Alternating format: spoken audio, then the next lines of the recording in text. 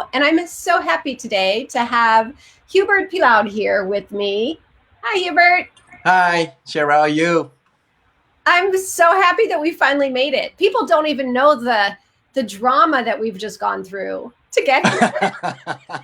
They don't need to know. They It's don't need technical to know. issues. It's all good. They don't need to know, but I do want to say thank you. You went to great Thank measures you. to get to this moment in time. And, I really want people to hear what we were just talking about right before we went live, which was you were talking about when you were a flight instructor and two things that helped you then and that you've really been using right now to help you through this time. Sure, I would be happy to share my story. Yeah. So, I was a fighter pilot instructor in the Swiss Air Force. I know many people think we don't have an Air Force or an Army, but we have in Switzerland. And I learned a lot of things like how to plan missions and how to plan contingencies and what you do in the worst case scenario and the best case scenario. So all this mindset I built for 20, almost 25 years is serving me really, really well, either as a coach or in time like we have now, because I know how to build contingency plan. So I'm pretty calm. I don't have fear because I know how to direct a new path for my future. Tell us, Hubert, tell us. So, what are some of the things that could be really helpful for people who maybe don't know about? Well, what does that mean to build a contingency plan? And before you do that, I don't know if you can see, but we've got Michelle here and Robert. Hi, you guys. Thanks for being here. Yeah. So, Try to find quick. Yep. Okay. oh, can you see them? No, Oh. it's okay. This is like when you're piloting, blind, right? I'm just gonna have to lead you. Yeah. Yeah. So contingency plan basically, when we plan missions in Switzerland, let's say you go with 4 or 8 aircraft in the air. You plan all the mission from getting to the airplane, taxi, takeoff, which order you take off, where do you go in the range, and of course it's training and how you're gonna execute the missions. For me, I was a fighter pilot, and how you fight in the air often is long distance. But to be able to fight in long distance like that, like simulated enemies, you have to have different planes, plane A, B, C, depending what they do. So that's what you do if you have a really normal missions. You just play the scenarios you have in your head, like depending from what the other person is doing or what the external environment is doing to you. Right. But you have contingency plan when suddenly what do you do if suddenly one aircraft lose the radar or one aircraft is run out of ammunitions or one aircraft go down, right? All these Right. contingency plans, because you simulate that in scenario like, oh, now you have 2 aircraft less. Right. How do you do? Do you continue the missions, or you're bored, or you come back, you ask help?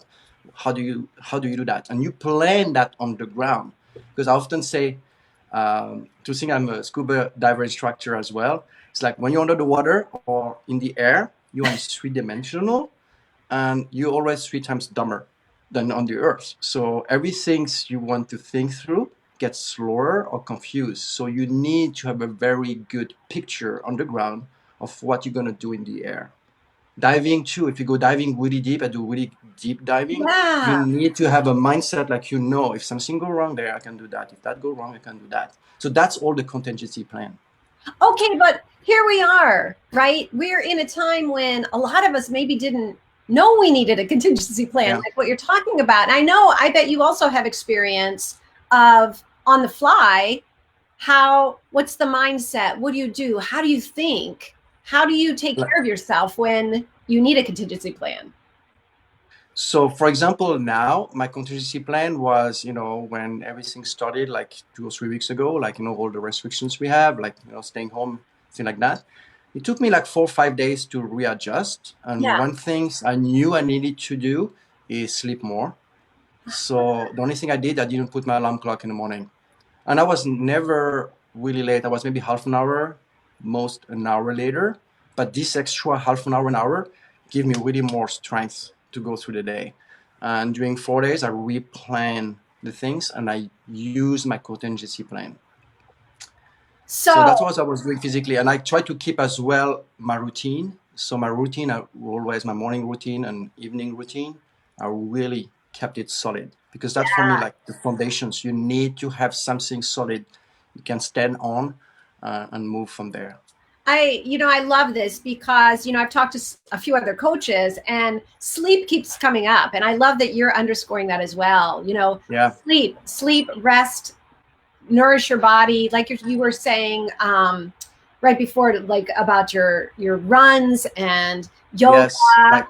And Yeah. yeah, now you just mentioned the routine, keeping your routine.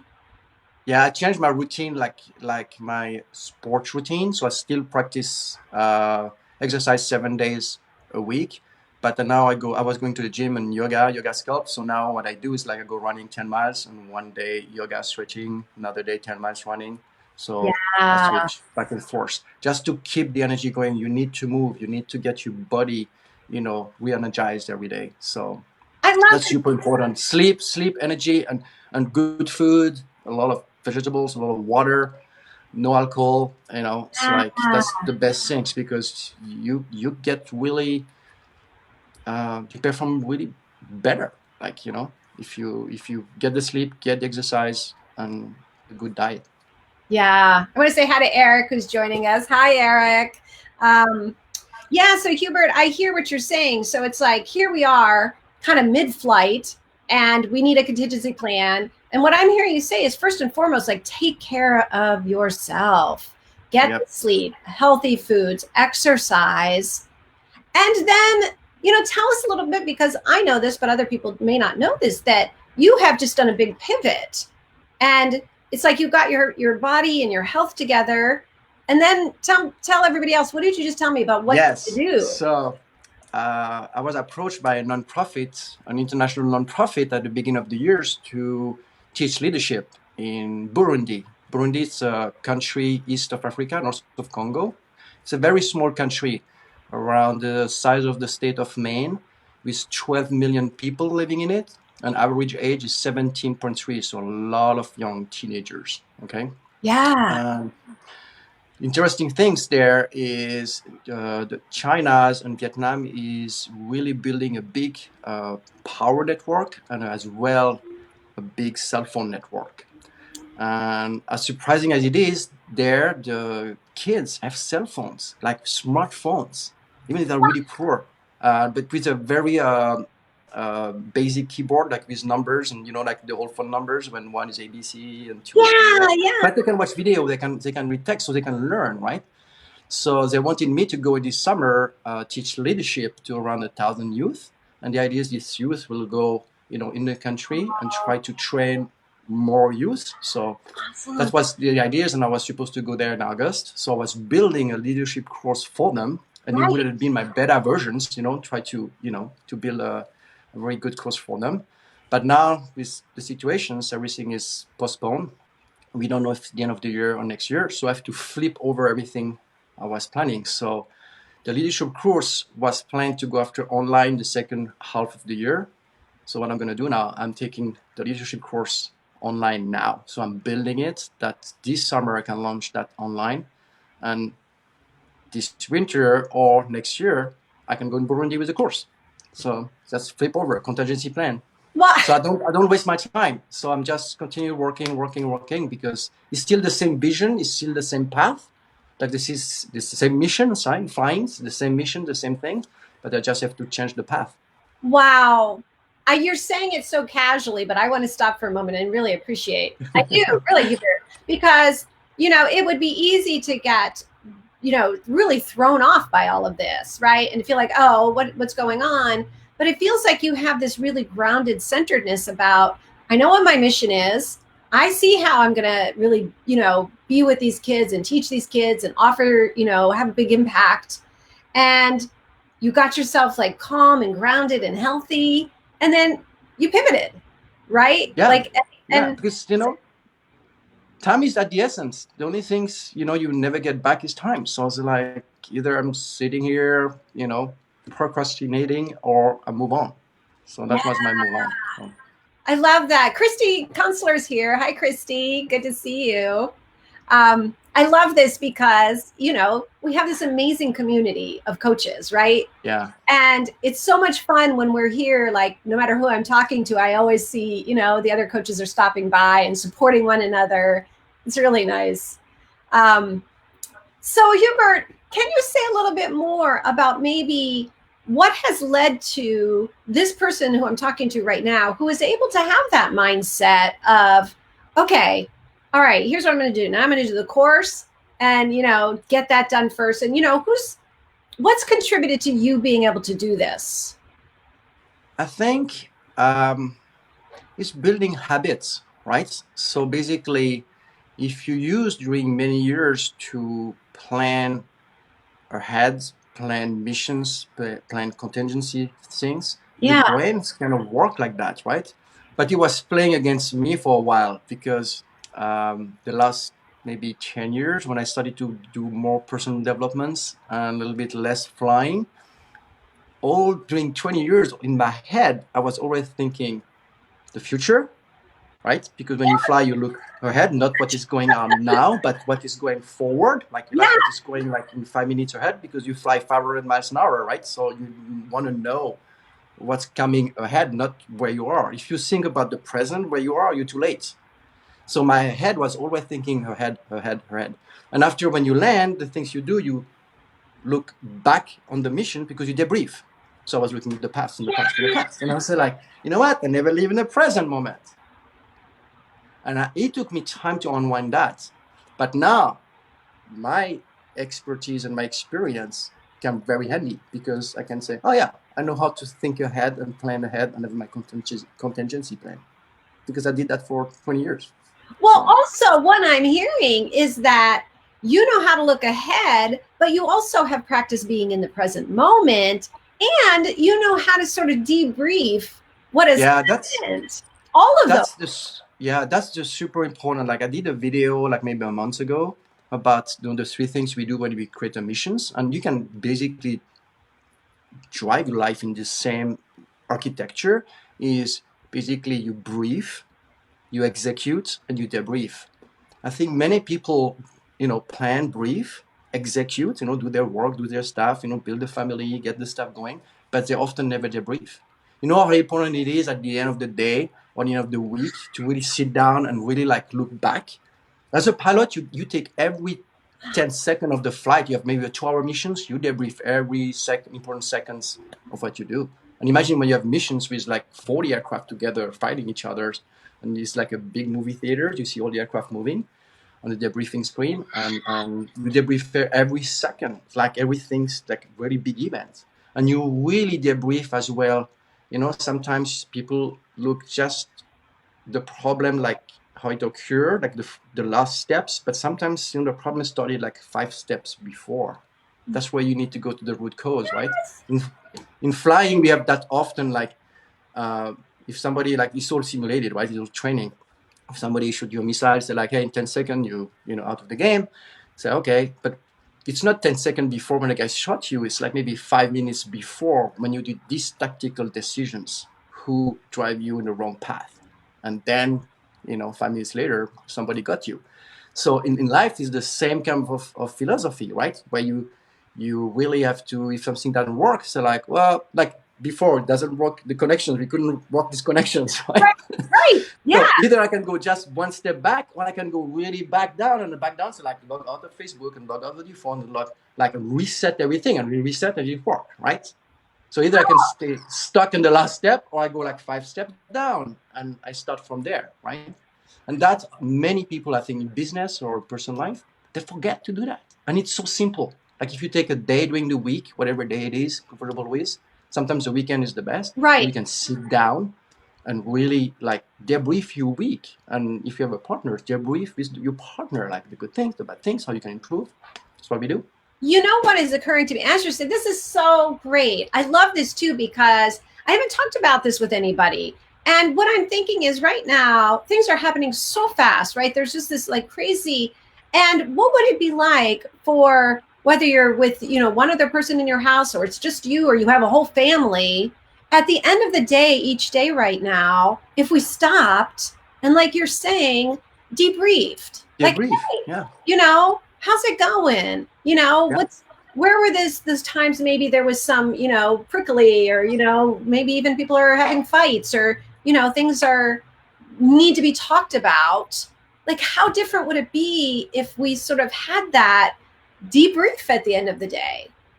Yeah. Or the analogy is very interesting because when we fly missions, right, you execute, you cannot debrief in the same moment. So basically, if there's something going on, sometimes it's better not to act right away and react on things, Yes. and just step out. So land first, right? Like an aircraft, you land and you go back and you debrief, right? And in the evening, sit down, say like, yeah, you know what, honey, like at the end of the afternoon when you did that, or I perceived this way, and that's how I felt, and you can debrief because you calm, right?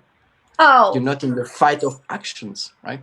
this is so great. I'm so grateful to you. I think just this one thing, even, I know we've talked about a lot of things and there's a lot to take away from this conversation, but just this one thing to me seems like it could really make a difference right now. Like, I'm thinking, Yeah. tonight, like, just to be able to say, like, oh, you know, I know when I said this, I was feeling a little bit scared about that. And I didn't mean it to come out that way. If I could redo it, Yeah. here's how I Yeah. would say it. Or, I hope that in the future I could be a little bit more graceful. Like, just to have those human, debriefings together. Exactly. So it's super important, like to really take time to see what works, what doesn't work, and how you can improve. You're so And great. and it's funny because when you do debrief, especially when you have young students, you always come with like four good things, one major error they do during the flight or real mistakes, and maybe two other things, and after a way to improve. Always that's the way we generate debriefings that people can really move on. Yeah. So it's I think that's what often people get them lost, is just they don't debrief and they repeat the same thing and the same thing, and they never Yeah. understand why, and they get frustrated and tensions build up, and so it's if you do debriefing every time, if you do a debriefing in every single missions, the Yes. mistakes or the problems are not big, right? But if you Yes. wait and do nothing, it's getting bigger and bigger and bigger, right? So you really want to set up time just to do that. Oh, right. Especially right now, because Yeah. you're right. Things could be building up for people. And if they were each night debriefing together, it releases it, right? Yeah. Yeah. And if you have different scenarios, like the different scenarios, like when we fly, we have different scenarios because we don't know what the opponent's going to do. Like, oh, if they come high, we do that. If they come low, we do that. But here's the same things in your life. You get different scenarios. Like, that's my financial scenarios. That's my health scenarios. That's my friendship scenario, relationships. That's my intimacy relationship. We get all these different, scenarios you can build up to your day, and you can debrief each of them and see like what works, what doesn't work, right? If you come home and you eat pizza after pizza, you might say, you know what, it's not really my my diet. I would love some vegetables, right? You can do that. You can debrief right away, so now your health scenarios is gonna go better. As I simple as love that. this. Eva is saying, I love this. She's saying what worked, what didn't work, what can I do better? Yeah. Thank you, Eva. That is so great. Hubert, I'm so sad. I know we got our time was a little bit shortened due to all of our our pre-flight issues, but Yeah. we just have about another minute, and I'm just curious: is there anything that you want to say as we have to go? Anything else that's on your mind? So I would say to people, I've been through a lot of big challenges in life. Never give up. It's not because the sky is cloudy that the sun doesn't shine. It's still there. It's gonna be okay, right? At one point the sky will be clear and you can take off again and get the best mission of your life, right? Oh, you are so awesome. I knew I was going to Now be you are, You like are.